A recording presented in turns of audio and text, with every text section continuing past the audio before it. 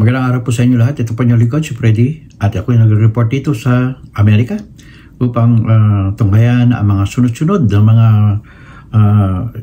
political issue, or what they call this one, ongoing there in the Philippines. Most especially this coming, kasi next year ay magkakaroon na tayo ng midterm election dyan sa Pilipinas. Okay? And I'm trying to contribute some of my what I observed there in the Philippines. Okay? Ako po ay dating isang Toastmaster International dyan sa Bacolod City at Barangay Toastmaster International. A competent Toastmaster. Okay? And at the same time, a system engineer in PLDT Bacolod Exchange for a decade. I'm working there. And also, at the same time, also a retired healthcare worker in Chicago in different hospitals and nursing homes for almost 2 decades. Okay, and now I'm U.S. pensioner. Okay, so that's how I live here in America. Okay, now gusto ko mag-contribute to tungkol sa, because we are supporting President Bongbong Marcos Jr.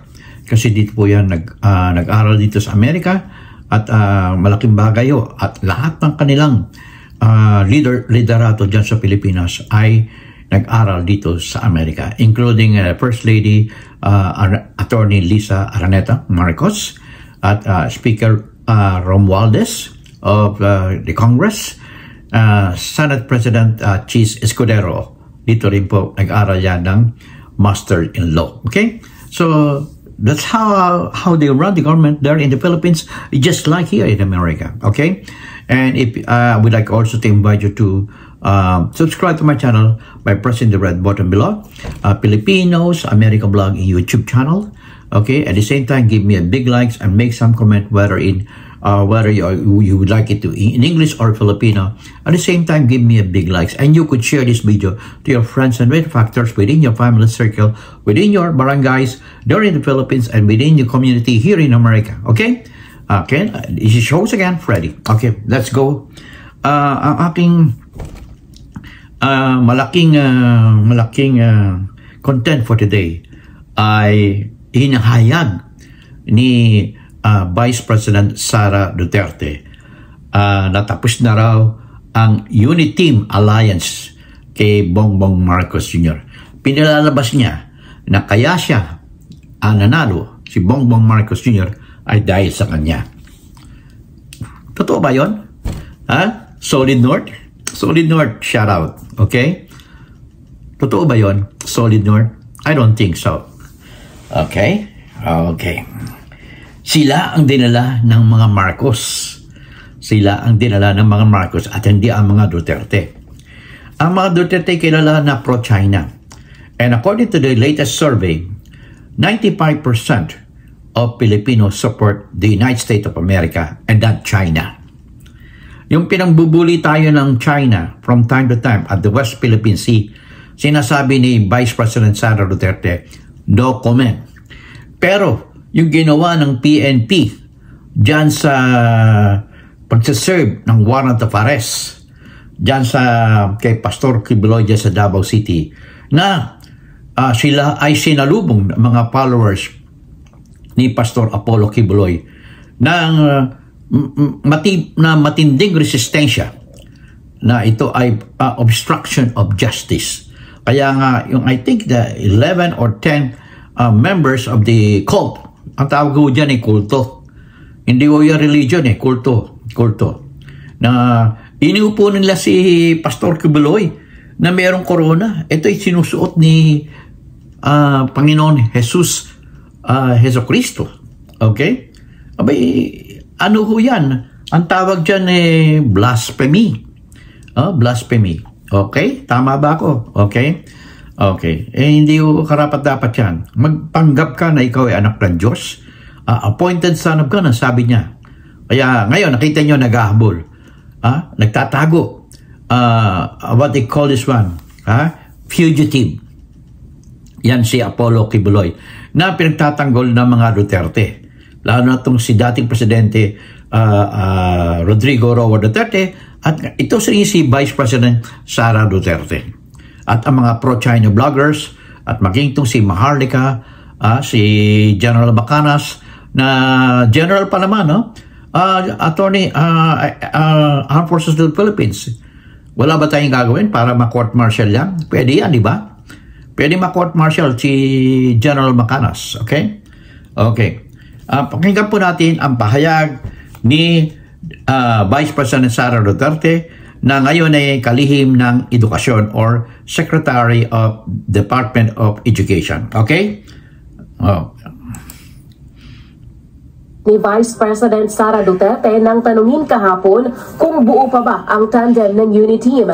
Ayon kay VP Sara, nagawa na nito ang kanyang purpose na panalunin sila sa halalan. Ang Uniteam was the tandem during the 2022 elections and then tandem of Bongbong Sara during the 2022 elections. And then umanang elections nilaog na rin. And pasalamat din sa ato ang mga kaigsuunan sa ating mga kababayan sa kanilang suporta sa tandem noong 2020. So the Uniteam no longer exists afterwards? Are you saying? Wala. We are not candidates anymore. Pero, pabiro naman itong sinabi na kapag minamaliit kayo ay manatili pa ring maganda. Lesson na sa tanan kababaihan na bisan gidaog-daog mo dapat Oy, Tagalogin mo o Englishin mo. Hindi namin naintindihan Bisaya. Ilang impormasyon ang napaulat na nagka-problema ang Uniteam matapos ang pahayag ni First Lady Marcos na hindi nito gusto ang Vice Presidente. Itong nakalipas na mga buwan, ilang mga kaalyado naman ni dating Pangulong Rodrigo Duterte ang nasuspinde. Tulad na lamang ni Cebu City Mayor Michael Rama at Davao del Norte Governor Edwin Hubahib. At ngayon naman ay pinag-uusapan ang napipintong suspension umano ni Davao City Mayor Baste Duterte. Siya nga pala, ito'y nadinig ko lang. Totoo ba to? Diyan sa inyo sa Davao. Positive. Positive to si Baste Duterte sa drugs. Bakit nyo binabato ang ating presidente samantalang negative na sa drugs? Matagal na, 2022 pa. Ng St. Luke's Medical Center dyan sa Taguig ba yun? Taguig. Okay? Ito ay pinatibayan ng mga doktor at ang laboratory ng St. Luke's Medical Center dyan sa Taguig. At ito under oath sa Senate hearing ni Senator Bato de la Rosa na ngayon ay tahimik na. Ewan ko lang kung bakit. No? Kasi iba na ang liderato si Senator Chis Escudero. Okay? Okay. Okay. Isipin nyo itong si Vice President Sara Duterte. Hirap-hirap mag-English. Paano kayo magkakaroon ng presidente na ganyan? How are you going? Look what happened to the presidency of Rodrigo Roa Duterte. Hirap din mag-English yan. Ang alam lang niya ay legal terminology. But when it comes to speaking engagement, wala siya. Hindi siya makapayahe sa iba-ibang bansa upang may promote ang ating tourism, upang may promote ang ating investment. Remember, we are now, we have a gross domestic product of 5.7%.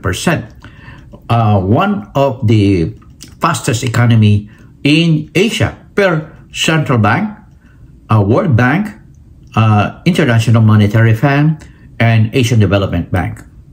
Yan ay matindi.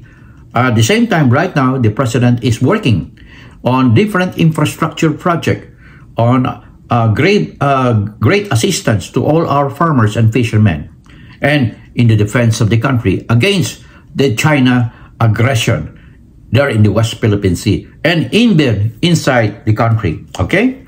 Ang ginawa ni Rodrigo Roa Duterte, pinapasok ang China, ang mga Chinese national dyan sa Pilipinas, dyan sa Pogo, P-O-G-O. O, kita nyo nangyayari, nagkakagulo. Kaya, I strongly recommend, I suggest to President Bongbong Marcos Sr. to put an end to Pogo, out of the country. They should be out of the country. We could be prosperous by maintaining your going to different countries to make the country more attractive to direct foreign investment. At the same time, you are doing a great job when it comes to tourism. Okay? So that is the way how we suggest the president to put an end to the existence of FOGO, okay? And we will achieve our desired vision to make the country an upper middle income country. If we fail by next year, we do hope by the end of your term we will be an upper middle income country, or perhaps an advanced country. Okay? Okay, let's continue. Let's continue this Vice President Sara Duterte. Nitong Enero, sinabi ni Pangulong Marcos na may tiwala pa rin ito kay VP Sara sa kabila ng pang-aatake sa kanya ng ama nitong si former PR. Mr. President, you know that the Vice President is against you. Okay? It is against you. So huwag kayong matakot na meron siyang gawin. Sapagkat the Filipino people is behind you. Most especially, you've seen in this Independence Day celebration how the people react. How the people react in the Independence Day celebration there at Luneta Grandstand and at different parts of the country. They welcome, most especially the military, the display of military might in the Philippines is being shown in different parts of the country too. Like there in Luneta, and I think in Iligan, they also display military might and they support your administration.